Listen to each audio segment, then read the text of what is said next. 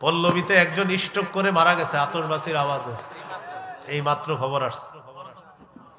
তো এই জন্য যারা অভিভাবক শুনতেছেন, আপনার সন্তানকে ভর্তি করান, তাড়াতাড়ি ভর্তি করান, এই যেন আগামী বছরের আগে সুস্থ হয় আর এই জাতীয় অসুস্থ মার্কা কাজ না করে।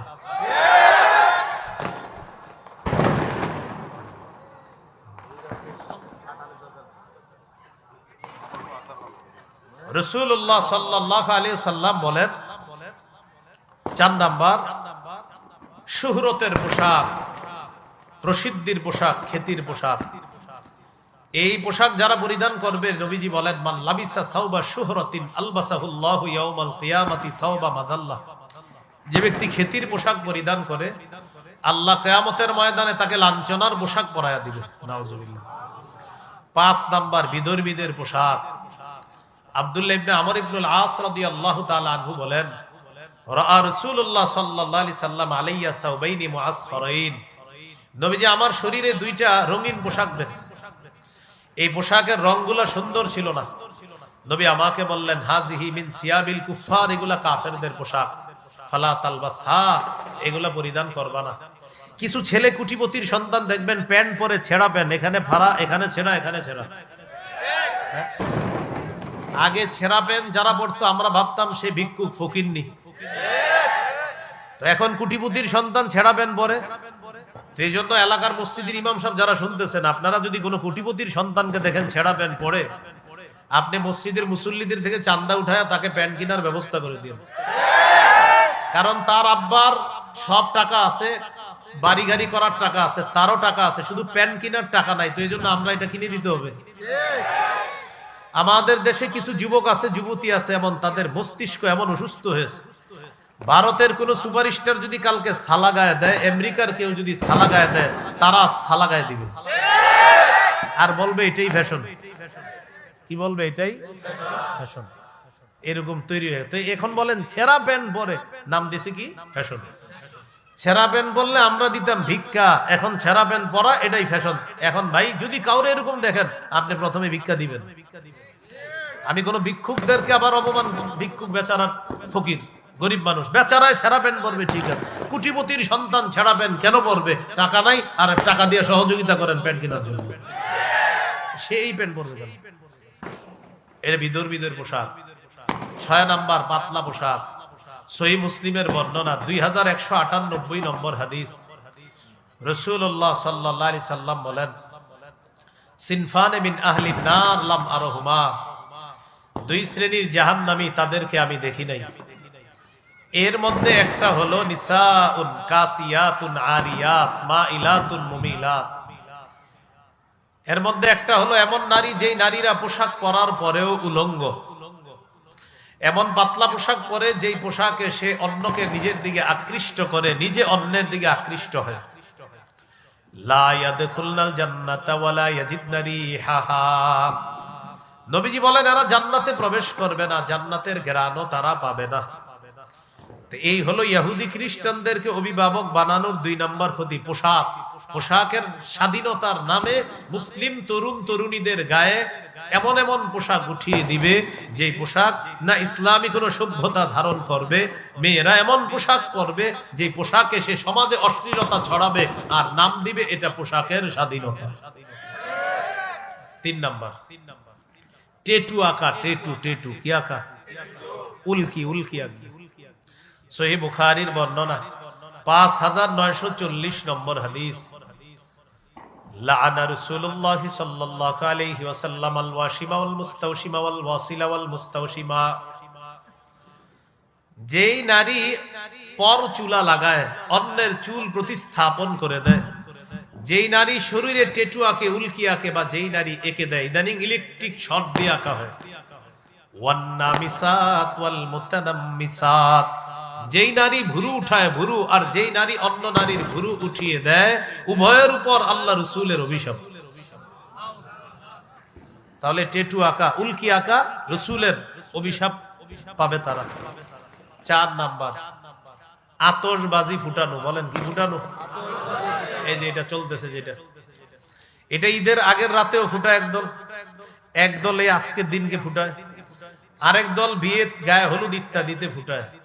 সূরা আহজাবের 58 নম্বর আয়াতে আল্লাহ বলেন, ওয়াল্লাযীনা ইউযুনাল মুমিনিনা ওয়াল মুমিনাতি বিগাইরি মাকতাসাবু ফাকাদ ইহতামালু বুহতানা ওয়া ইসমাম মুবিনা। যারা কোনো কারণ ছাড়া অন্যায়ভাবে মুমিন নারী পুরুষকে কষ্ট দিবে, তারা প্রকাশ্য পাপের বোঝা বহন করবে। এই পাপের বোঝা নিয়ে তারা কবরে যাবে। এই পাপের বোঝা নিয়ে কোথায় যাবে? কবরে যাবে। তাহলে বলেন, কোন দিবসকে কেন্দ্র করে এইখানে যারা আমার আলোচনা শুনছে, তো আমরা আজকে তো ফুটাবো না, আমরা কোন দিবস ঈদের আগেও না, বিয়েতে গায়ে হলুদ কোথাও আমরা আতশবাজি জীবনেও আমরা এগুলা করবো না ইনশাআল্লাহ। আপনার বন্ধু যারা আছে তাদেরকেই দাওয়াত দেন। 5 নাম্বার গান বাজানো, এটা এখনো বাকি আছে। আজকে একটু পরে গান শুরু হবে, কিন্তু এখন তো মাত্র স্যাম্পল দেখলেন। আল্লাহ তাআলা বলেন, উতলু মা উহিয়া ইলাইকা মিনাল কিতাবি ওয়া আকিমিস সালাহ। নবী, আপনার প্রতি যে ওহী, কিতাবের যে ওহী আপনার কাছে আসে, এই ওহী আপনি তেলাওয়াত করেন, হুকুম। ওয়া আকিমিস সালাহ, নামাজ কায়েম করেন, হুকুম। সূরা তাহাতে আল্লাহ তাআলা বলেন, ইন্নানি আনাল্লাহ লা ইলাহা ইল্লা আনা ফা'বুদনি। আমি আল্লাহ, আমি ছাড়া কোনো ইলাহ নাই, আমার ইবাদত করো। ওয়া আকিমিস সালাতা লিযিকরি, আমার শরণার্থে নামাজ কায়েম করো। সূরা হুদে আল্লাহ তাআলা বলেন, ওয়া আকিমিস সালাতা তারাফাইন নাহারি ওয়া যুলাফাম মিনাল লাইল। দিনের দুই প্রান্তে রাতের কিছু অংশে সালাত কায়েম করো। এগুলা হলো হুকুম।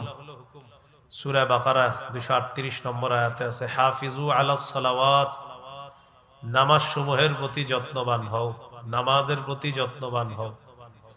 এগুলা হলো হুকুম। কিছু বিষয় আছে নিষেধ। সূরা বাকারা 60 নম্বর আয়াতে আল্লাহ বলেন, ওয়ালা তা'সাউ ফিল আরদি মুফসিদিন। দুষ্কৃতিকারী রূপে দুনিয়াতে ফাসাদ সৃষ্টি করো না।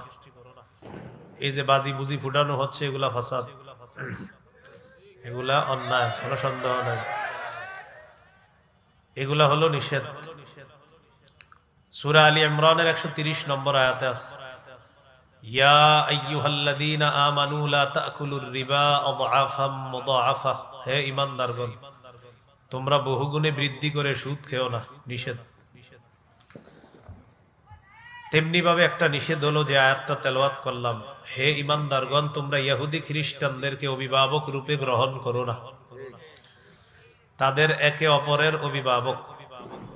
তোমাদের মধ্যে যারা তাদেরকে অভিভাবক রূপে গ্রহণ করবে, তারা তাদের অন্তর্ভুক্ত হয়ে যাবে। নাউজুবিল্লাহ। ইহুদি খ্রিস্টানদেরকে অভিভাবক রূপে গ্রহণ করলে কি ক্ষতি? 1 নম্বর ক্ষতি হলো তাদের কালচার আমাদের উপর তারা চাপিয়ে দিবে জোর করে। আবু দাউদের হাদিস 4031 নম্বর হাদিস, রাসূলুল্লাহ সাল্লাল্লাহু আলাইহি সাল্লাম বলেন, মান তাশাব্বাহা বিকওমিন ফাহুয়া মিনহুম। যে ব্যক্তি কোন সম্প্রদায়ের সাদৃশ্যতা অবলম্বন করলো, সে তাদেরই অন্তর্ভুক্ত হয়ে গেল। নাউজুবিল্লাহ। আমাদের ধর্মের নাম ইসলাম।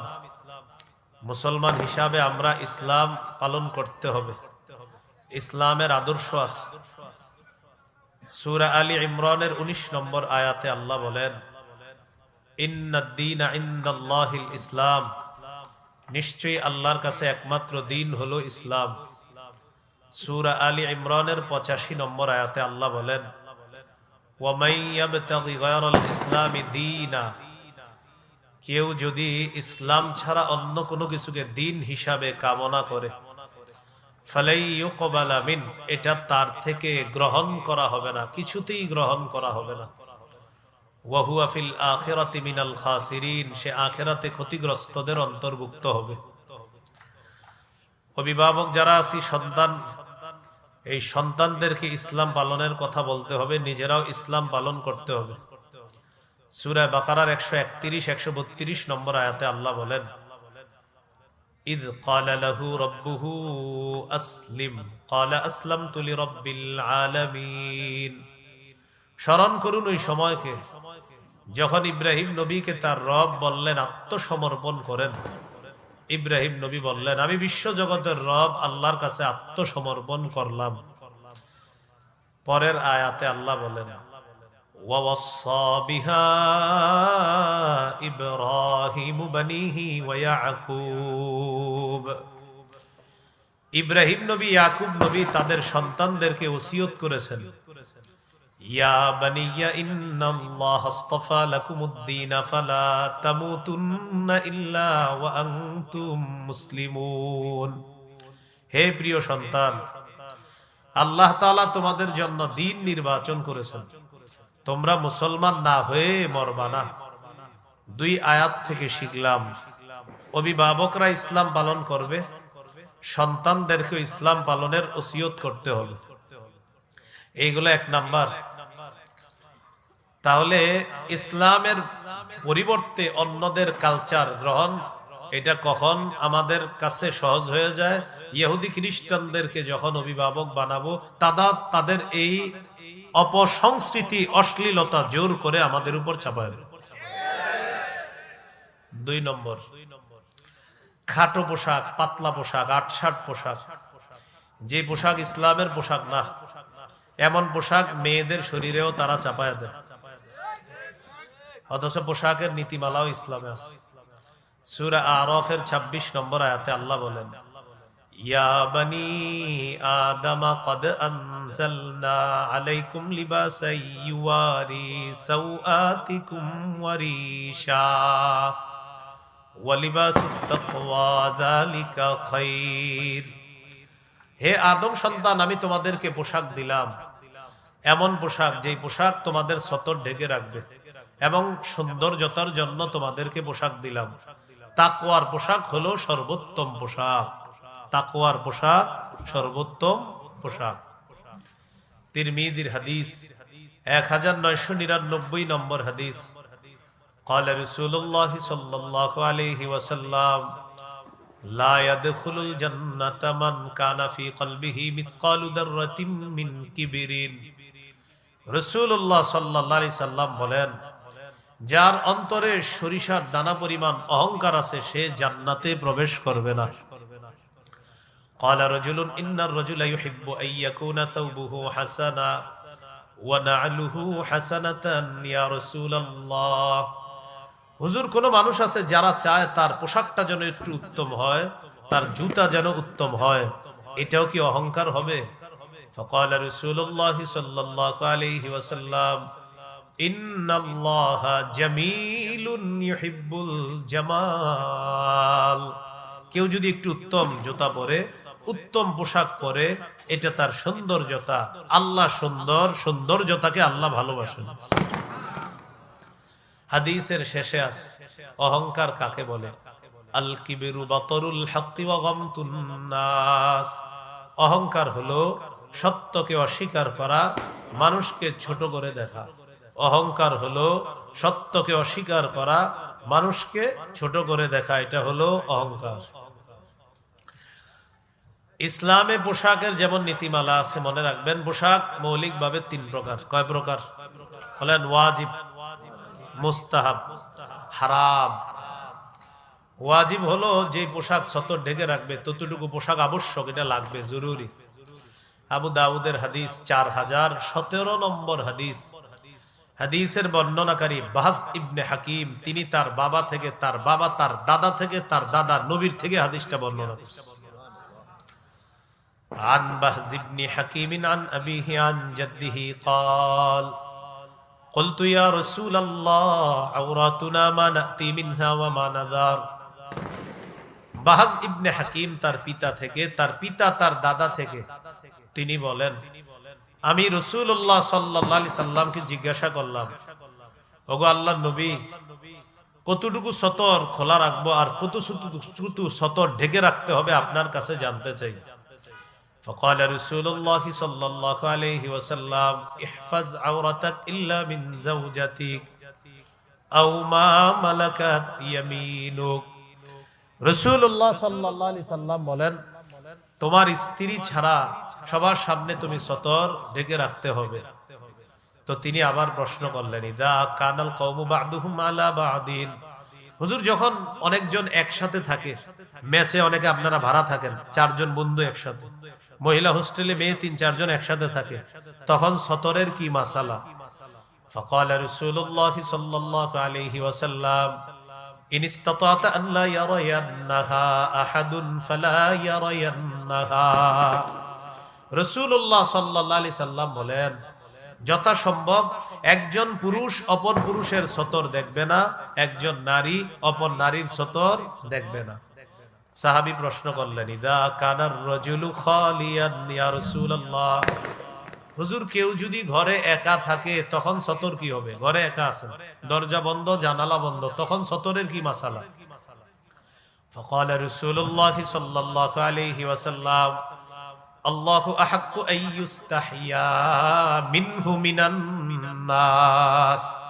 ঘরে যদিও কেউ না থাকে তখন আল্লাহ থাকে, আল্লাহকে মানুষের চেয়ে বেশি লজ্জা পাওয়া দরকার, তাই তুমি ঘরে একা থাকলে সতর আরো বেশি করে ঢাকবে। ঘরে একা থাকবেন তখন আল্লাহকে বেশি লজ্জা পেতে হবে, তখন আল্লাহকে বেশি লজ্জা পাইলে তো এই জন্য আমার সতরও ঘরে একা থাকলেও ঢেকে রাখতে হবে। বুঝে আসছে সবার? এটা ওয়াজিব। আরেকটা হলো মুস্তাহাব। আবু দাউদের হাদিস 4063 নম্বর হাদিস।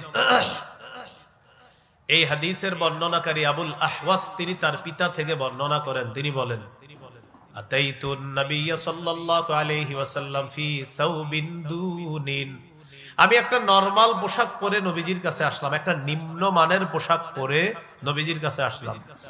ফাকালা রাসূলুল্লাহ সাল্লাল্লাহু আলাইহি ওয়াসাল্লাম আলাকা মালুন, নবীজি বললেন তোমার কি সম্পদ আছে? তো সাহাবী বললেন, জি হুজুর আমার সম্পদ আছে। নবীজি বললেন, মিন আইয়িল মাল, কোন ধরনের সম্পদ আছে তোমার? তখন তিনি বললেন, কদ আতানি আল্লাহু মিনাল ইবিলি ওয়াল গানামি ওয়াল খাইলি ওয়ার রাকিক, আল্লাহ তাআলা আমাকে উট দিয়েছেন, মেষ দুম্বা দিয়েছেন, ঘোড়া দিয়েছেন, দাস দাসী দিয়েছেন, আলহামদুলিল্লাহ আমার যথেষ্ট সম্পদ আছে। তো নবীজি বললেন, এত সম্পদ আছে তো এরকম নরমাল পোশাক পরলা কেন? তোমার এত সম্পদ, পোশাক এত নরমাল কেন? ইযা আতাকাল্লাহু মালান ফালিরা আসারু নি'মাতিল্লাহি আলাইকা ওয়া কারামাতি, আল্লাহ যখন তোমাকে পোশাক দিয়েছেন, আল্লাহ পছন্দ করেন এই নিয়ামতের নিদর্শন যেন তোমার মধ্যে দেখা যায়।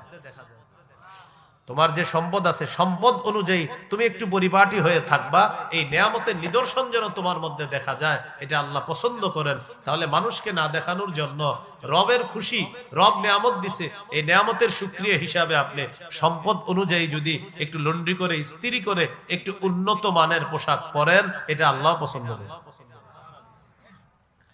এটা হলো মুস্তাহাব। বলেন এটা কি?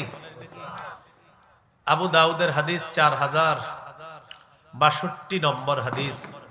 এই হাদিসের বর্ণনাকারী জাবের রাদিয়াল্লাহু তাআলা তিনি বলেন, আতানা রাসূলুল্লাহ সাল্লাল্লাহু আলাইহি ওয়াসাল্লাম ফারাআ রাজুলান শাইসান ক্বাদ তাফাররাকা শা'রুহু, রাসূলুল্লাহ সাল্লাল্লাহু আলাইহি সাল্লাম আমাদের কাছে আসলেন, আসার পর এক ব্যক্তির দিকে তাকাইলেন, তাকিয়ে দেখে তার মাথার চুলগুলা এলোমেলো। মাথার চুল কি? এলোমেলো।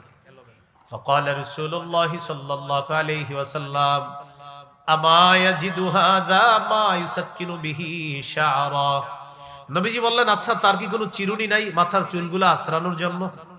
সে কি কোনো চিরুনি পায় না মাথার চুলগুলা আছড়ানোর জন্য? ওয়ারাআ রাজুলান আখরা আলাইহি থিয়াবুন ওয়াসিখা, আরেক ব্যক্তিকে দেখলেন তার শরীরে ময়লা কাপড়। فقال رسول الله صلى الله عليه وسلم আমা হাদা ইয়াজিদু মাআন ইয়াগসিলু বিহি সাওবা, নবীজি বললেন, আচ্ছা সে কি পানি পায় না কাপড়গুলা ধোয়ার জন্য? তাহলে চুল এলোমেলো, বললেন চিরুনি নাই আছড়ানোর জন্য। এরপরে দেখলেন কাপড় ময়লা, নবীজি বললেন সে কি পানি পায় না এই কাপড় ধৌত করার জন্য? এই কথা বলার পর এখান থেকে আমরা বুঝে আসতেছে হাদিস থেকে, একটু পরিপাটি হয়ে থাকা, চুলগুলা আপনার একটু আছড়ায়া তেল দেওয়া, এটা ইসলাম নিষেধ করে না, এটা উৎসাহিত করে। তাহলে বলেন, যার 2 বছর গোসল করে না, 1 বছর গোসল না করে চুলগুলা জটলা বানায় আর বিভিন্ন মাজারে ঘুরে আর চুলগুলা ভয়ঙ্কর এক স্টাইল ধারণ করে, লাল কাপড় অথবা সালা পরে আর দাবি করে পীর, তার মুরিদও জমে যায়, নিঃসন্দেহে এটা ভণ্ডামি ছাড়া আর কিছু না। আবার সালা পরার পর তার মুরিদ হয়, কেন? আমার কথা হলো মুরিদ তো অনেক হইছে, এখন বলেন 1 লাখ মুরিদ যদি 1 টাকা করে চাঁদা উঠায় কত হয়? তো তার সামনে আপেল আনে, কমলা, আঙ্গুর সবকিছু আনে, কিন্তু 1 সেট জামা কেউ হাদিয়া আনে না। কেন? হ্যাঁ, বুঝলাম প্রথমে উনি গরিব ছিলেন। তো পীর সাহেবের এখন তো মুরিদ আছে, মুরিদরা কি দেখে না আমাদের পীর সাহেবের জামা নাই, একটা জামা হাদিয়া দিই? আপেল দেয়, কমলা দেয়, আঙ্গুর দেয়, সব দেয়, কিন্তু জামাটা হাদিয়া দেয় না। কেন? কারণ পীর এবং মুরিদ উভয় দল জানে যে আমার এই ভণ্ডামির ইনভেস্ট হলো আমার এই পোশাক, এই পোশাক এটা হলো আমার ইনভেস্ট। কারণ আমার ইনভেস্ট এটা হলো এই সালা আর চুলগুলা জটলা রাখা, আমার পীরগিরি ঠিকই তো আছে এটার উপরে। তো এই জন্য এটা খুলবে না। এমনি আপনার আপেল, কমলা, আঙ্গুর সব খায়, খিচুড়ি খায়, বিরিয়ানি খায়, কিন্তু জামা পরিবর্তন করে না। তাহলে ইসলাম কি এগুলা বলছে? বলেন না। ইবনে মাজার হাদিস 1056 নম্বর হাদিস। জুমার নামাজের দিন রাসূল সাল্লাল্লাহু আলাইহি সাল্লাম বয়ান করতেছে, আন্নান নবী সাল্লাল্লাহু আলাইহি ওয়াসাল্লাম খাতাবান নাস ইয়াউমাল জুমুআ। জুমার দিন নবীজি বয়ান করতেছে। ফারা আলাইহিম থিয়াবান নিমার। তাকায়া দেখে কিছু সাহাবীর শরীরে আপনার কাজের পোশাক, যে পোশাক পরে কাজ করে ওই পোশাক পরে তারা জুমার নামাজে আসে।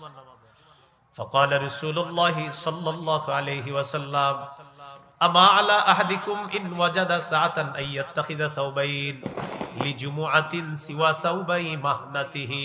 শোনো, তোমাদের যাদের সামর্থ্য আছে তারা কাজের পোশাকের পরিবর্তে জুমার সালাতের জন্য আলাদা 2 জোড়া পোশাক সংগ্রহ করে রাখবা। জুমার নামাজের দিন ওই 2 জোড়া পোশাক পরে তোমরা জুমার সালাতে আসবা। এখান থেকে বোঝা যায় সামর্থ্যবানদের জন্য তারা কাজের পোশাক খুলতে হবে, আর আলাদা সুন্দর 2 জোড়া পোশাক পরে জুমার নামাজে যাওয়া এটা তাদের জন্য উত্তম। তাহলে জুমার নামাজ, ঈদের নামাজ, এই নামাজগুলা একটু উত্তম পোশাক পরে পড়া, এটা ইসলাম উৎসাহিত করছে। তাহলে বলেন তো, উত্তম পোশাক পরা ইসলামে কি নিষেধ আছে? 3 নাম্বার হারাম পোশাক, এটা একটু মন দিয়ে শোনেন। বলেন সবাই, কি পোশাক? হারাম পোশাক। সমস্যা নেই, হারাম পোশাকটা একটু মন দিয়ে শোনেন। 1 নাম্বার, পুরুষের জন্য রেশম হারাম। 2 নাম্বার, পুরুষ নারীর পোশাক পরবে না।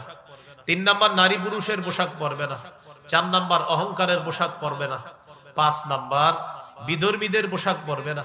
6 নম্বর, 8-7 খাটো ছোট পাতলা পোশাক এটা পরবে না, যেগুলা অলরেডি পরে আমাদের মুসলিম তরুণীরা ইতিমধ্যে বিভিন্ন হোটেলে গিয়ে অবস্থান করতেছে।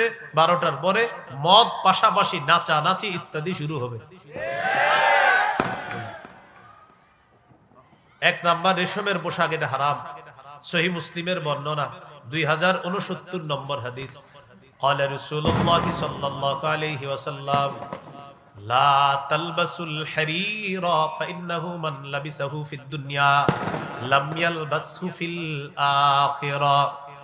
রাসূলুল্লাহ সাল্লাল্লাহু আলাইহি সাল্লাম বলেন, তোমরা রেশমের পোশাক পরিধান করো না। যে ব্যক্তি দুনিয়াতে রেশমের পোশাক পরিধান করবে সে আখিরাতে রেশমের পোশাক পরিধান করতে পারবে না। এখন একটু বুঝেন, পুরুষের জন্য দুনিয়াতে রেশম হারাম, জান্নাতে মুসলিম পুরুষের জন্য রেশম হালাল। সহিহ বুখারীর বর্ণনা 5837 নম্বর হাদিস। এই হাদিসের বর্ণনাকারী হুযায়ফা রাদিয়াল্লাহু তাআলা তিনি বলেন, নাহানা নবী সাল্লাল্লাহু আলাইহি ওয়াসাল্লাম আন নাশরাবা ফি আনিয়াতিদ যাহাবি ওয়াল ফিদ্দা ওয়া আন লুবসিল হারিরি ওয়াদ দিবাজ ওয়া আন নাজলিসা আলাইহি। নবীজি আমাদেরকে স্বর্ণ রূপার পাত্রে পানাহার করতে নিষেধ করেছেন, মোটা পাতলা রেশম পরতে নিষেধ করেছেন, রেশমের উপর বসতেও নিষেধ করেছেন। পুরুষরা রেশমের পোশাক পরবো না, রেশমের কাপড়ের উপর বসবো না। বিভিন্ন বাসায় বেড়াতে যান, সোফার উপরে বসেন না, গেলে অনেকের সোফা আপনার রেশমের সুতা থাকে, আল্লাহ জানে এটা কি, ঠিক আছে? তো রেশমের সুতা থাকে, কারুকার্য, ওটাতে কিন্তু বসবেন না। এটা নারীকে বসতে দিবেন, আপনার মেয়েকে বসতে দিবেন। পিছনে ছোট্ট একটা বালিশ থাকে, এই বালিশে অনেক সময় রেশমের সুতা দিয়ে কারুকার্য থাকতে পারে। হ্যাঁ, তো এরকম যদি থাকে এটা আপনি পিছনে দিবেন না। এরকম যদি রেশমের কারুকার্য থাকে, বুঝে আসছে কথাটা? এখন যদি রেশম থাকে, বাস আমার নবী বলছে আমি রেশম পরিধান করব না, আমি রেশমের উপর বসবো না, এটার উপর আমি হেলান দিব না। এটা নারীরা দুনিয়াতে ব্যবহার করবে, আমার জন্য আখিরাতে। বলেন আমাদের জন্য কোথায়? আমাদের জন্য যে আখেরাতে, এই ব্যাপারে সরাসরি একটা হাদিস আছে। সুবহানাল্লাহ। সহিহ বুখারী 5633 নম্বর হাদিস। রাসূলুল্লাহ সাল্লাল্লাহু আলাইহি সাল্লাম বলেন, লা তাশরাবু ফি আনিয়াতিদ যাহাবি ওয়াল ফিদ্দা, আল্লাহ, ওয়ালা তালবাসুল হারীরা ফাইন্নাহা লাহুম ওয়া লাকুম ফিল আখিরা। রাসূলুল্লাহ সাল্লাল্লাহু আলাইহি সাল্লাম বলেন, তোমরা স্বর্ণ রূপার পাত্রে পানাহার করবা না, তোমরা রেশমের পোশাক পরবা না। তো রাসূলুল্লাহ সাল্লাল্লাহু আলাইহি সাল্লাম বলেন, তোমরা রেশমের পোশাক, এদিকে তাকান তাকান, সমস্যা নেই, আল্লাহ তাআলা বুঝদান করেন। তো রাসূলুল্লাহ সাল্লাল্লাহু আলাইহি সাল্লাম বলেন, তোমরা রেশমের পোশাক পরবা না। এখন নবীজি দুইটা বাক্য বলেছেন, খুব সুন্দর। ফাইন্নাহা লাহুম ওয়া লাকুম ফিল আখিরাহ। আমার সাথে বলেন না, বলেন ফাইন্নাহা লাহুম ওয়া লাকুম ফিল আখিরাহ। এটার অর্থ হলো, নবীজি সাল্লাল্লাহু আলাইহি সাল্লাম বলেন, বিধর্মী পুরুষদের জন্য দুনিয়াতে রেশম, তোমরা মুসলিম পুরুষের জন্য আখিরাতে রেশম। কি সুন্দর বাক্য আমাদের নবীজি সাল্লাল্লাহু আলাইহি সাল্লাম বলেছেন। আমি মাঝে মাঝে এই বাক্যটা আপনার এই পোশাকের আলোচনায় যখন আমার একা একা খুব মনে পড়ে আর খুব ভালো লাগে, আমাদেরকে কত মায়া করে বলতেছে, ফাইন্নাহা লাহুম ওয়া লাকুম ফিল আখিরাহ। ও আমার উম্মত, বিধর্মীদের জন্য দুনিয়াতে, তোমরা আমার মায়ার মুসলিম উম্মত, তোমাদের জন্য আখিরাতে। এই হলো রেশম পুরুষ পরবে না। নারীদের জন্য রেশম পরা জায়েজ আছে। সহিহ মুসলিমের বর্ণনা 2071 নম্বর হাদিস। আলী রাদিয়াল্লাহু তাআলা আনহুর বর্ণনা, তিনি বলেন, উহদিয়াত লিরাসূলিল্লাহি সাল্লাল্লাহু আলাইহি ওয়াসাল্লাম হুল্লাতুন সিয়ারা। রাসূলুল্লাহ সাল্লাল্লাহু আলাইহি সাল্লামের কাছে একটা রেশমের পোশাক পাঠানো হলো, রেশমের কাপড় পাঠানো হলো। ফাবাআসা বিহা ইলাইয়া। আলী রাদিয়াল্লাহু তাআলা আনহু বলেন, নবীজি রেশমের কাপড়টা আমার কাছে পাঠায়া দিয়েছে। ফালাবিসতুহা। আমি রেশমের কাপড়টা পরিধান করলাম, মানে নবীজি নিজেই রেশমের কাপড়টা পরছে। নাউজুবিল্লাহ। হযরত আলী বলেন, নবীজির কাছে রেশমের পোশাকটা আসছে, আসার পর আমার কাছে পাঠাইছে। তো হযরত আলী বলেন, আমি রেশমের কাপড়টা পরিধান করলাম। তো করার পর নবীজির কাছে গেছি, এটা গায়ে ঝুলাইয়া নবীজির কাছে গেছি। ফাআরাফতুল গাদাবা ফি ওয়াজহিহি।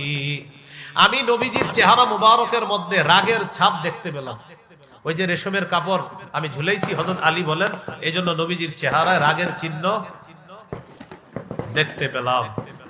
তো নবীজি আমাকে বললেন, ইন্নী লাম আবআত বিহা ইলাইকা লিতালবাসাহা, ইন্নামা বাআসতু বিহা ইলাইকা লিতুশাক্কিকাহা খুমরান বাইনান নিসা।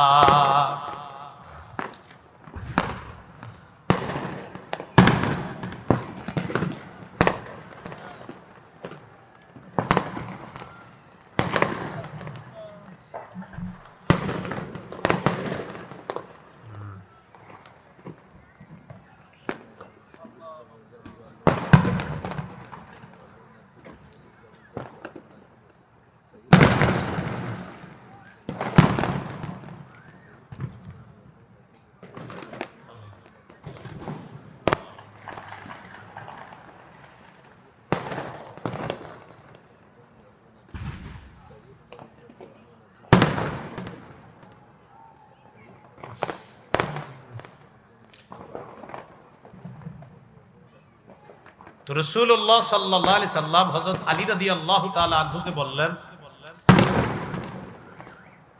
আমি রেশমের পোশাক, রেশমের কাপড় তোমাকে পরিধান করার জন্য পাঠাইনি, আমি তোমার কাছে এটা পাঠিয়েছি লিতুশাক্কিকাহা খুমরান বাইনান নিসা, তুমি এটা টুকরা টুকরা করে নারী সদস্য যারা আছে তাদেরকে ওড়না হিসাবে ব্যবহার করার জন্য দিবা, এই জন্য এটা পাঠিয়েছি। তো বুখারীর বর্ণনায় আসছে 5840 নম্বর হাদিসে হযরত আলী বলেন, ফাশাক্কাকতুহা বাইনান নিসা, আমি নারীদের মাঝে এটা ওড়না বানায়া বন্টন করে দিয়ে দিলাম মেয়েরা পরিধান করার জন্য। এই হলো আপনার রেশমের পোশাক পুরুষের জন্য হারাম। 2 নাম্বার, পুরুষ নারীর পোশাক পরবে না। 3 নাম্বার, নারী পুরুষের পোশাক পরবে না। পুলিশ না বলে নিষেধ করে দিছে এটা আজকে। হ্যাঁ, এটা নাকি ধরা খাইলে এক মাসের জেল হবে। কয় মাস? হ্যাঁ, আজকে পুলিশ বললো, এটা শুনলাম। হ্যাঁ,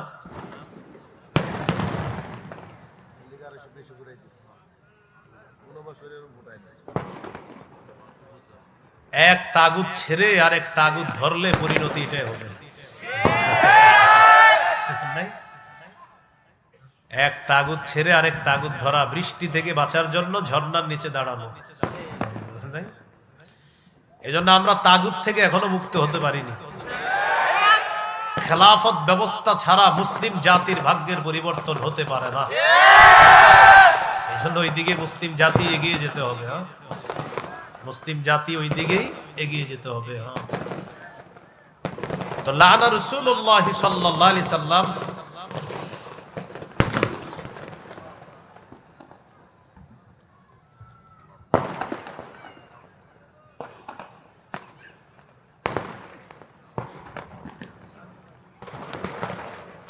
বয়ান শুরু করলে বাড়ায় দেয় না।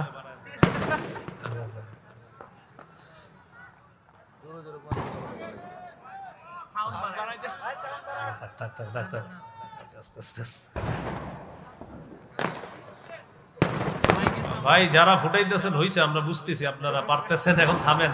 হ্যাঁ হ্যাঁ, এখানে এক ভাই ফুটাইতেছে বারবার, এইখানেই পাশের কোথায় জানি কারা ফুটাই।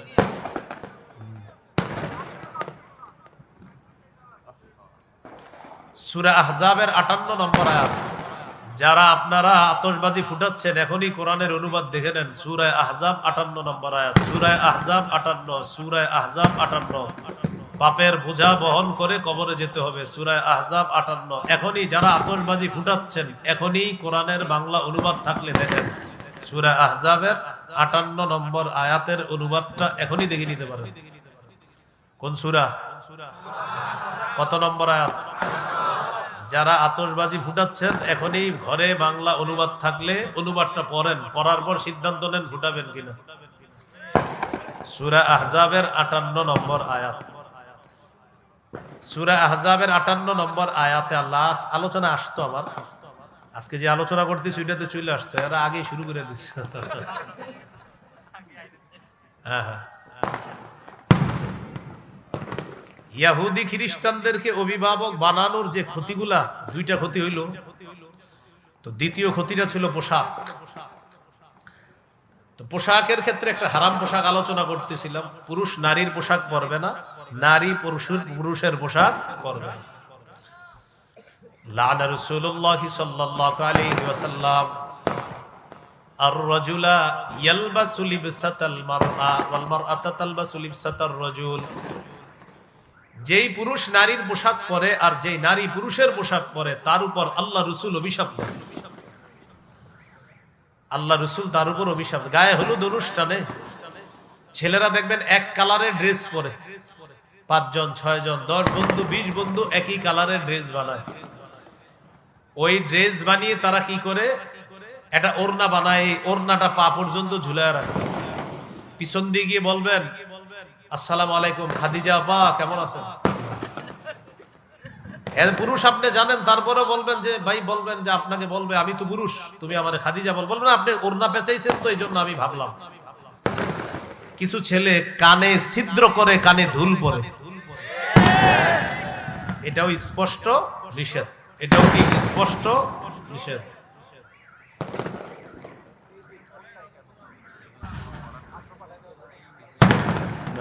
কিছু বললেন না, মাদ্রাসার উপরে টার্গেট নিবে। অসুস্থ, দেশের শত্রু এরা, এগুলা নিঃসন্দেহে অসুস্থ।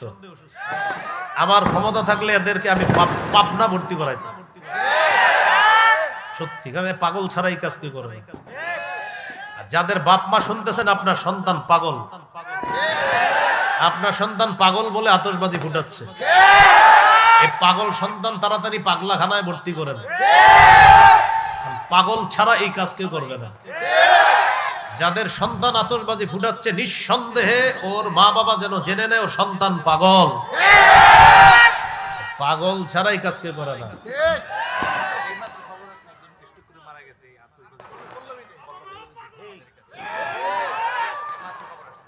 পল্লবীতে একজন স্ট্রোক করে মারা গেছে আতশবাজির আওয়াজে, এই মাত্র খবর আসছে।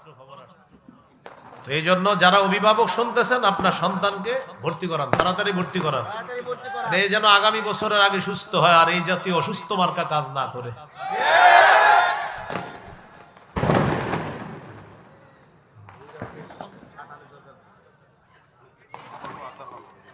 রাসূলুল্লাহ সাল্লাল্লাহু আলাইহি সাল্লাম বলেন, 4 নাম্বার, শুহরতের পোশাক, প্রসিদ্ধির পোশাক, খ্যাতির পোশাক। এই পোশাক যারা পরিধান করবে, নবীজি বলেন, মান লাবিসা সাওবা শুহরাতিন আলবাসাহুল্লাহু ইয়াউমাল কিয়ামাতি সাওবা মাদাল্লাহ। যে ব্যক্তি খ্যাতির পোশাক পরিধান করে, আল্লাহ কিয়ামতের ময়দানে তাকে লাঞ্ছনার পোশাক পরায়া দিবে। নাউজুবিল্লাহ। 5 নাম্বার, বিধর্মীদের পোশাক। আব্দুল্লাহ ইবনে আমর ইবনুল আস রাদিয়াল্লাহু তাআলা আনহু বলেন, রাআ রাসূলুল্লাহ সাল্লাল্লাহু আলাইহি সাল্লাম আলাইয়া সাওবাইনি মুআসফারাইন। নবীজি আমার শরীরে 2টা রঙিন পোশাক দেখছে। এই পোশাকের রংগুলো সুন্দর ছিল না। নবী আমাকে বললেন, হাজিহি মিন সিয়াবিল কুফার, এগুলা কাফেরদের পোশাক, ফালা তালবাসহা, এগুলা পরিধান করবা না। কিছু ছেলে কুটিপতির সন্তান দেখবেন প্যান্ট পরে ছেঁড়া প্যান্ট, এখানে ফাড়া, এখানে ছেঁড়া, এখানে ছেঁড়া। আগে ছেঁড়া প্যান্ট যারা পড়তো আমরা ভাবতাম সে ভিক্ষুক, ফকিন্নি। তো এখন কুটিপতির সন্তান ছেঁড়া প্যান্ট পরে। তো এই জন্য এলাকার মসজিদের ইমাম সাহেব যারা শুনতেছেন, আপনারা যদি কোনো কোটিপতির সন্তানকে দেখেন ছেঁড়া প্যান্ট পরে, আপনি মসজিদের মুসল্লিদের থেকে চান্দা উঠায় তাকে প্যান্ট কেনার ব্যবস্থা করে দিন। কারণ তার আব্বার সব টাকা আছে, বাড়ি গাড়ি করার টাকা আছে, তারও টাকা আছে, শুধু প্যান্ট কেনার টাকা নাই। তো এই জন্য আমরা এটা কিনে দিতে হবে। আমাদের দেশে কিছু যুবক আছে, যুবতী আছে, এমন তাদের মস্তিষ্ক এমন অসুস্থ হয়েছে, ভারতের কোন সুপারস্টার যদি কালকে সালা গায়ে দেয়, আমেরিকার কেউ যদি সালা গায়ে দেয়, তারা সালা গায়ে দিবে আর বলবে এটাই ফ্যাশন। কি বলবে? এটাই ফ্যাশন। এরকম তৈরি হয়ে, তো এখন বলেন ছেঁড়া প্যান্ট পরে, নাম দিছে কি? ফ্যাশন। ছেঁড়া প্যান্ট বললে আমরা দিতাম ভিক্ষা, এখন ছেঁড়া প্যান্ট পরা এটাই ফ্যাশন। এখন ভাই যদি কাউরে এরকম দেখেন, আপনি প্রথমে ভিক্ষা দিবেন।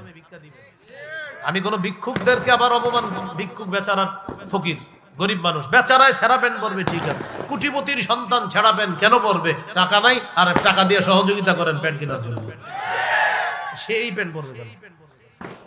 এর বিধর্মীদের পোশাক। 6 নাম্বার, পাতলা পোশাক।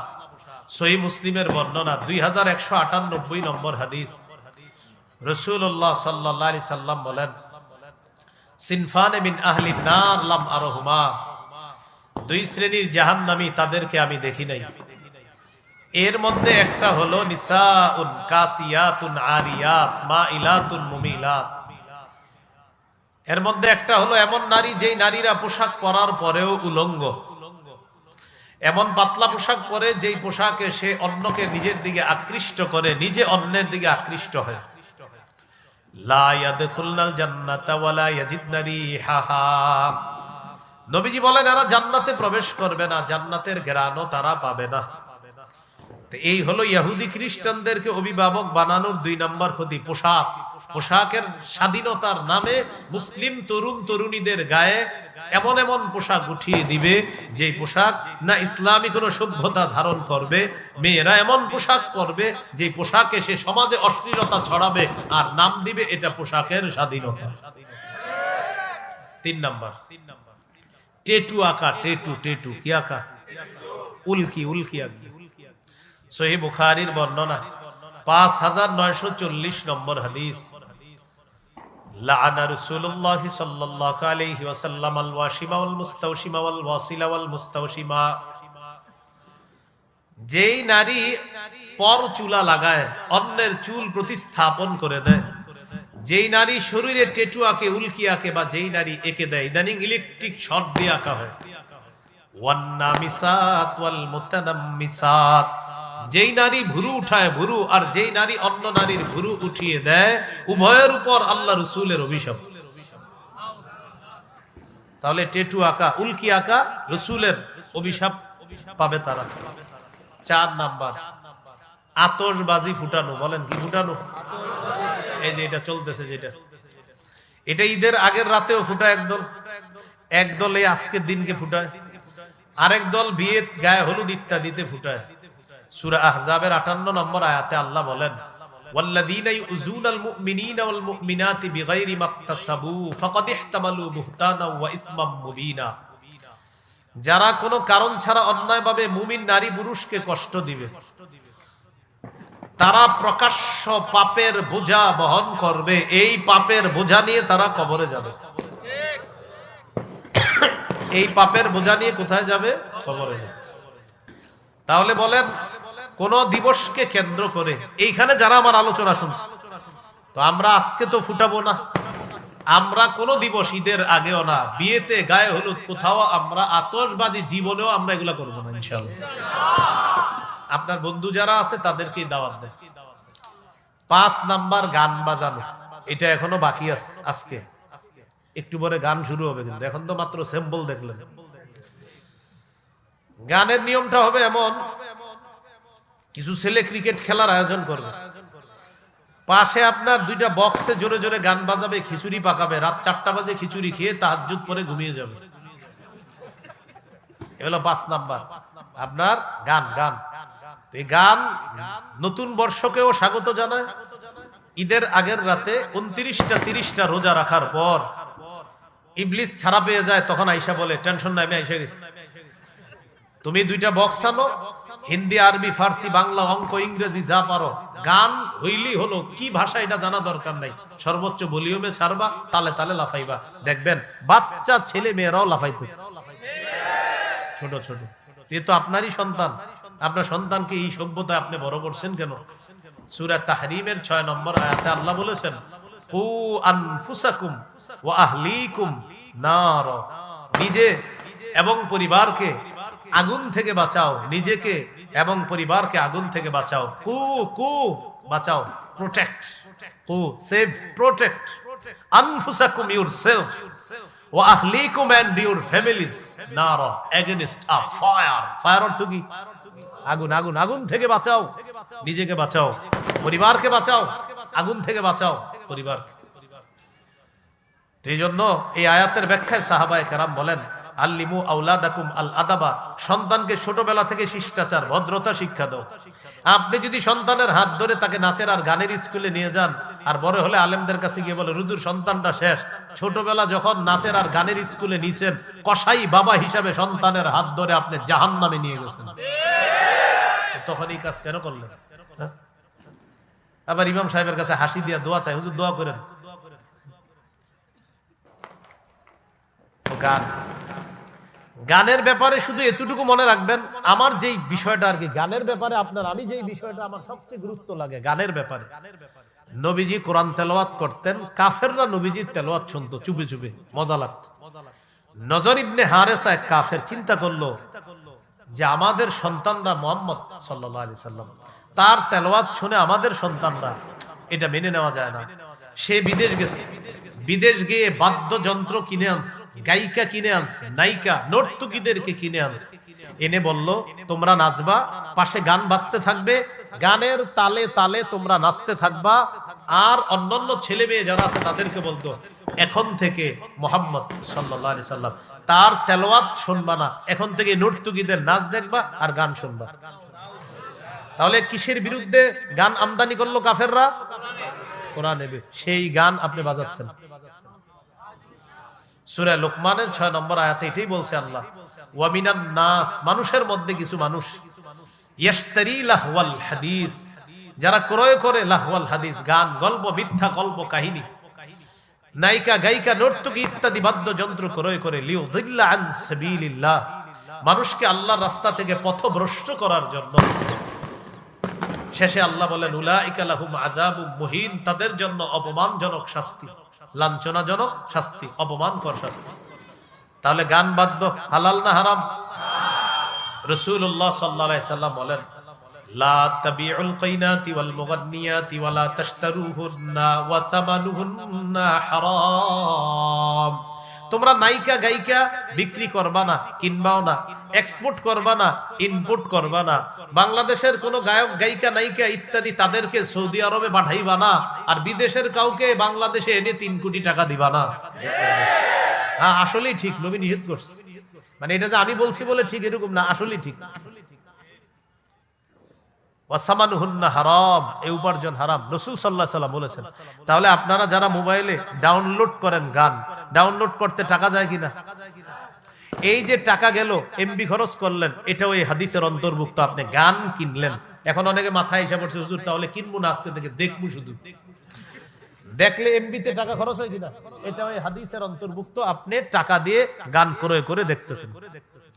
ভাইয়ারা, বন্ধুরা, আল্লাহর হস্তে আপনি গান দেখেন না, আপনি গান কিনেন না, আপনি মোবাইলে গান ডাউনলোড করেন না। যতগুলো যুবক ভাইয়েরা এখানে আছেন, নিয়ত করে ফেলেন না যে আমি মৃত্যু পর্যন্ত যে কাজ আমার নবী নিষেধ করছে এটা আমি করব না, ইনশাআল্লাহ। আল্লাহ তৌফিক দান করেন। এই হলো আপনার গান, 5 নাম্বার। 6 নাম্বার, মদ। বলেন তো কি? মদের জয় জয়কর অবস্থা চলছে। আগামীকাল অনেক পত্রিকায় আপনার লিখতে পারে 2 দিনের মধ্যে যে মদ কি পরিমাণ ব্যবসা হয়েছে এই বছর, এটা নিয়ে লেখালেখিও আসতে পারে, এবং এটা আপনার গর্বের সাথে লিখবে। আমাদের দেশে জানি কত ভাগ মুসলমান? হ্যাঁ, এই দেশে এইভাবে হেসে হেসে বলবে এই পরিমাণ মদ বিক্রি হয়েছে। কি সুন্দর গর্বের পরিচয়। হজ উমরা যারা যান, গিয়ে দেখবেন মাঝে মাঝে এমন কিছু কিছু জায়গায় বসাবে, বাম পাশে তাকাইলে দেখবেন মদের বার। এই বাংলাদেশ এয়ারপোর্ট, কয় পার্সেন্ট মুসলমানের দেশ জানি? এই দেশের এয়ারপোর্টে কিসের বার? জি, সূরা মাইদার 90-91 নম্বর আয়াতে আল্লাহ বলেন, ইয়া আইয়ুহাল্লাযীনা আমানু ইন্নামাল খামরু ওয়াল মাইসিরু ওয়াল আনসাবু ওয়াল আজলামু রিজসুম মিন আমালিশ শাইতান। হে ঈমানদারগণ, বলেন আমার সাথে, মদ, জুয়া, মূর্তি, ভাগ্য নির্ণয়ক স্বর, সাপ দিয়ে ভাগ্য গণনা করা, ময়না পাখি, টিয়া পাখি, হাতের রেখা ইত্যাদি দেখে ভাগ্য গণনা করা, বলেন নাপাক। তাহলে বিভিন্ন রাস্তার মোড়ে দেখবেন আছে যে ভারত থেকে 6 বারের পুরস্কার প্রাপ্ত জ্যোতিষী, ওখানে গিয়ে আপনি হাতের রেখা দেখাইতেছেন। রাসূলুল্লাহ সাল্লাল্লাহু আলাইহি সাল্লাম বলেন, মান আতা আররাফান আও কাহিনান ফাসাদ্দাকাহু বিমা ইয়াকুল, কেউ যদি গণকের কাছে যায় আর তার কথা বিশ্বাস করে, ফাকাদ কাফারা বিমা উনজিলা আলা মুহাম্মাদিন সাল্লাল্লাহু আলাইহি সাল্লাম, মুহাম্মদ সাল্লাল্লাহু আলাইহি সাল্লামের উপর যা নাজিল করা হয়েছে সে সবকিছু অস্বীকার করলো। গণকের কথা বিশ্বাস করলো মানে আমি নবীর কোটা দিনটাকে সে অস্বীকার করলো। হাত দেখে এমনি দেখবেন হাতে একটু দাগ থাকে, তো কিছু মানুষ কাজ করে না, তাদের দাগটা একটু বেশি থাকে, তো দাগ দেখবেন আপনার দাগ এত বেশি কেন? আচ্ছা ঠিক আছে, কি সমস্যা? ওহো, 3002 টাকা লাগবে। বেশি মেজর প্রবলেম না, হালকা প্রবলেম আছে, এটা উদ্ভট টাইপের একটা অঙ্ক বলবে 3002। আপনি মনে করবেন ভাই রে হইতেও পারে, তাই 3002 বলবে কেন? তখন আপনি আগ্রহী হন না, কি বলেন? এগুলা কি বিশ্বাস করা যাবে? তাহলে আজকে থেকে রাশি ফল পড়বেন না, পেপারে আসে না কি ফল, এগুলা পড়া যাবে না।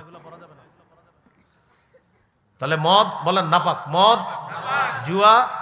হ্যাঁ, এখন আপনারা শোনেন, যারা অনেক ভাইয়েরা আপনারা জুয়া খেলেন মোবাইলে, এই ওভারে 10 রান হবে, এই ওভারে 5 হবে, এই বলে 6 হবে, এই বলে 4 হবে, এই বলে 11 রানের বেশি দিবে না বলার, এই বলে ব্যাটসম্যান 15-র উপরে নিবে। এই যে জুয়া খেলেন, গ্রামগঞ্জে হয় চা স্টলের সামনে দাঁড়ায় নগদ, আর শহরেরটা হয় মোবাইলে অ্যাপসের মাধ্যমে। হারাম। এটা কি জুয়া? কি হ্যাঁ, জুয়া হারাম। এই হারাম, হ্যাঁ হ্যাঁ জি, অনেক বন্ধু আছে আপনাদের, তারা হয়তো এই জুয়া খেলতেছে, তাকে আপনি নিষেধ করেন যে এই জুয়া হারাম, তুমি এখানে ইনভেস্ট করবা না, হাজার হাজার টাকা এখানে ইনভেস্ট করছে ছেলেরা এই অ্যাপসে, এটা হারাম। তাহলে বলেন মদ নাপাক, বলেন মদ, জুয়া, মূর্তি, ভাগ্য গণনার ইত্যাদি বিষয়গুলা আল্লাহ তাআলা বলেন ফাজতানিবুহু, তোমরা বেঁচে থাকো, লাআল্লাকুম তুফলিহুন, যাতে তোমরা সফলকাম হও। এবার একটা দৃশ্য দেখেন, গান, নাচানাচি, মদ, একদিক দিয়ে নাচানাচি হবে, আরেক দিক দিয়ে গান হবে, আরেক দিক দিয়ে মদ চলবে, ঠিক না? আমাদের নবী অবিকল 3টা কথা এক হাদিসে বলছেন। সুবহানাল্লাহ। দেখছেন সুবহানাল্লাহ কেন বললাম? যে আমাদের নবী 1500 বছর আগে আল্লাহ প্রদত্ত কথাগুলা কি সুন্দর করে জবান দিয়ে বলে গেলেন, আর অবিকল একসাথে মিলে গেছে। ইবনে মাজার 4020 নম্বর হাদিস, রাসূলুল্লাহ সাল্লাল্লাহু আলাইহি সাল্লাম বলেন, লা ইয়াশরাবান্না নাসুম মিন উম্মতি আল খামরা ইউসাম্মুনাহা বিগাইরি ইসমিহা, আমার উম্মতের একদল মদ পান করবে, নামটা পাল্টায় দিবে মদের। মানে মদের নাম মদ দিবে না, বিয়ার। মাস্তুদ, কানাডা ড্রাই, শ্যাম্পেন, ইয়াবা, বাবা, গাজা, হিরোইন, আফিম, ডাইল ইত্যাদি, ভ্যান, গাড়ি, চা স্টলের চিপা চুপায় দাঁড়ায় ইত্যাদি। নবীজি বলেন আমার উম্মতের একদল মদ পান করবে, মদের নামটা দিবে তারা পাল্টায় দিবে। এরপরে কি বলে দেখেন, ইউজাফু আলা রুসিহিম বিল কাইনাতি ওয়াল মুগান্নিয়াত, তাদের মাথার উপরে নর্তুকিরা নাচানাচি করবে আর গান বাজাইতে থাকবে, অন্য দিক দিয়ে গানের তালে তালে তারা মদ পান করতে থাকবে। নবী বলছে এরকম হবে। আপনারা বলেন হবে না অলরেডি শুরু হয়েছে? আল্লাহ আমাদেরকে হেফাজত করেন। এ হলো 6 নম্বর ক্ষতি। মনে আছে কিসের ক্ষতি? ইহুদি খ্রিস্টানদেরকে অভিভাবক বানানোর ক্ষতি। 7 নম্বর ক্ষতি, জিনাকে হালাল মনে করা। কাকে? আপনারা শহরের মানুষ অনেকে শোনেন মন দিয়ে। ইদানিং একজনে বলা বলি করতেছে যে আমি আর ওমকে আমরা দুইজন একই ছাদের নিচে লিভ টুগেদার সম্পর্কে ছিলাম। লিভ টুগেদার মানে হলো একই ছাদের নিচে স্বামী স্ত্রীর মতো থাকবে, কিন্তু স্বামী স্ত্রী না, স্বামী স্ত্রী না। আবার বলতেছে আমরা যে দুইজন একই ছাদের নিচে ছিলাম, বিবাহ বহির্ভূত সম্পর্ক করেছি, আমাদের মা বাবাও সমর্থন দিয়েছে।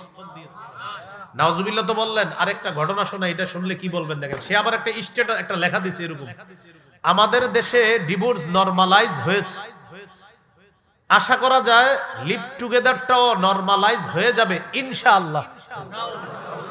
শেষে লেখছে কি ইনশাআল্লাহ? শেষে লেখছে ইনশাআল্লাহ। একদম একদম দুই চোখে আমি পড়ছি।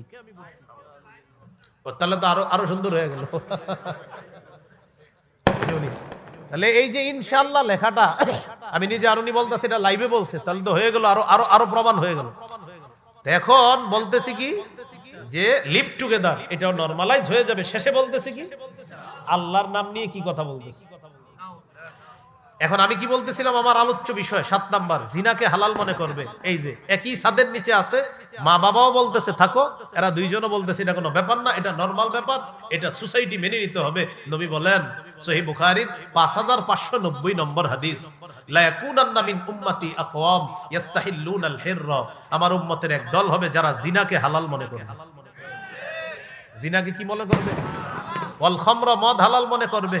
ওয়াল মাআজিফা, বাদ্যযন্ত্র হালাল মনে করবে। সংসদে দাঁড়ায় বলবে বুখারী, মুসলিম, আবু দাউদ, তিরমিজি, নাসাই, ইবনে মাজাহ, মেশকাত সব পড়ছি, কোথাও পাই নাই গান হারাম। তো আমি কই পাইলাম? আরে এই যে বুখারীর হাদিসটা, তো এটা সিয়াসিত্তার ভিতরে না বাহিরে? ঠিক আছে, হাসেন, পরে হাসেন, আগে শুনেন। বুখারীতে পড়ছে তো পায় নাই, তো এটা বুখারীর ভিতরে না বাহিরে? বলতেছে পায় নাই। সংসদটা পুরা একটা পাগলা গারদ বানায় ফেলছে। এজন্য আল্লাহর কাছে দোয়া করবেন, আল্লাহ আমাদের দেশে একজন পুরুষ শাসক দেন। কি শাসক? আরেকটা দোয়া করবেন, বলেন আল্লাহ কিয়ামতের আগে আমাদের দেশে আর কোন নারী প্রধান চাই না। কি চাই না? সবাই বলেন কেন? আরো জোরে বলেন, আরেকটু জোরে বলেন, তোমার আওয়াজের চেয়ে জোরে বলেন। এতক্ষণ বললেন না, ওদেরকে থামানোর দরকার ছিল। নবীজি জবাব দিয়েছেন, রাসূলুল্লাহ সাল্লাল্লাহু আলাইহি সাল্লাম বলেন, লা ইউফলিহা কওমুন ওয়াল্লাহু আমরাহুম ইমরাআ, ওই জাতি কিছুতেই সফল হবে না যেই জাতি তাদের নেতৃত্বে কোনো নারী বসায় দেয়। এই জন্য দোয়া করতে হবে, বলবেন যে আল্লাহ 4 গুণওয়ালা একজন পুরুষ শাসক দিয়ে দেন, নামাজ কায়েম করবে, যাকাতের বিধান চালু করবে, সৎ কাজের আদেশ করবে, অসৎ কাজের নিষেধ করবে। বলেন সূরা হজ 41 নম্বর আয়াত, মানে ওখানে আছে আর কি দলিল।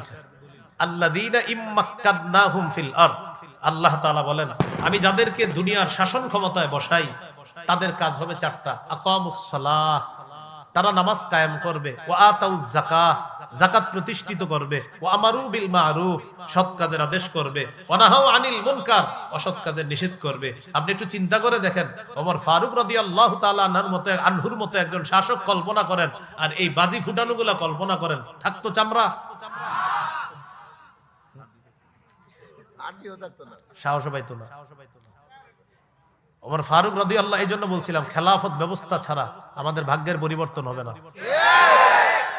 এই তন্ত্র ওই তন্ত্র যা কিছুই বলেন, হ্যাঁ, এটা কিন্তু মনে রাখতে হবে আপনার।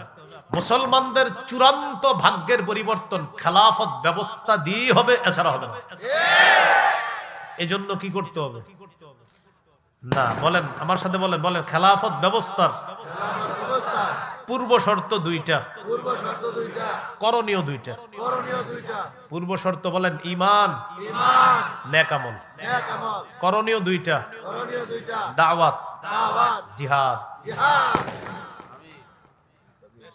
কি বুঝে আসছে সবার? ভাই 2 কাপ চা দিয়ে খালি নষ্টই করতেছেন। আমি তো চা পান করবো না, আপনি করেন। আগেরটা আপনি দিছেন, জবটাকে দিব আল্লাহর কাছে, আপনি নেন, আপনি পান করেন। তাহলে একটা ঈমান আর একটা নেক আমল, আর দুইটা হলো কাজ, একটা করণীয়, দাওয়াত, জিহাদ। এখন জিহাদের আলোচনা করলে আপনার অভিভাবকরা ইন্না লিল্লাহি ওয়া ইন্না ইলাইহি রাজিউন, এটা আবার কি শুরু করছে হুজুরে? তো যাই হোক, জিহাদ সম্পর্কে আমার একটা আলোচনা আছে, আমার নাম দিয়ে আপনারা পাবেন কোথাও, দেখবেন জিহাদ সম্পর্কে লম্বা আলোচনা আছে। তো যাই হোক, আমাদের আলোচ্য বিষয়ে চলে আসি। 7 নাম্বার, জিনাকে হালাল মনে করবে, নবীজি বলে দিয়েছেন। তো এই যে হালাল মনে করা, এক ছাদের নিচে স্বামী স্ত্রীর মতো থাকা, বিবাহ বহির্ভূত সম্পর্ক, নবীজি বলেন আমার উম্মতের একদল এটাকে হালাল মনে করবে। সূরা বনী ইসরাঈলের 32 নম্বর আয়াতে আল্লাহ বলেন ওয়ালা তাকরাবুজ জিনা, তোমরা ব্যভিচারের কাছেও যেও না। আল্লাহ আমাদেরকে হেফাজত করেন। 8 নাম্বার, সম্পদের অপচয়, প্রচুর সম্পদের অপচয় হবে। সূরা আরাফ 31 নম্বর আয়াত, লা তুসরিফু ইন্নাহু লা ইউহিব্বুল মুসরিফিন, তোমরা সীমা লঙ্ঘন করো না, অপচয় করো না, আল্লাহ অপচয়কারীকে পছন্দ করেন না। 9 নাম্বার, সময়ের অপচয়। কিসের অপচয়? হ্যাঁ, প্রিয় ইস্টার্ন হাউজিং বাসী, 5টা জিনিস জীবনে মূল্যায়ন করবেন। আমি সহ সবাই প্রতিজ্ঞা করি, বলেন জীবন, যৌবন, স্বাস্থ্য, সময়, সম্পদ। জীবন, যৌবন, স্বাস্থ্য, সময়, সম্পদ। এই 5টি জিনিস মূল্যায়ন করলে দুনিয়াতেও ইনশাআল্লাহ সফল হবেন, আখিরাতেও আল্লাহ সফল করবেন। এই হলো আপনার সময়। 10 নাম্বার, সর্বশেষ কথা, তাদেরকে অভিভাবক বানানোর ক্ষতি, তাদের শিরকি স্লোগান আমাদের মুখে উঠায় দিবে। এক তো হ্যাপি নিউ ইয়ার লেখা টেখা রাস্তাঘাট ফাটায় ফেলা হচ্ছে, আরেকটা হলো মুসলমানদের আবার হ্যাপি নিউ ইয়ার কি? আমরা এখন বেঁচে আছি, সকালে বাঁচবো কিনা জানি না, আমরা হলাম মুসলমান।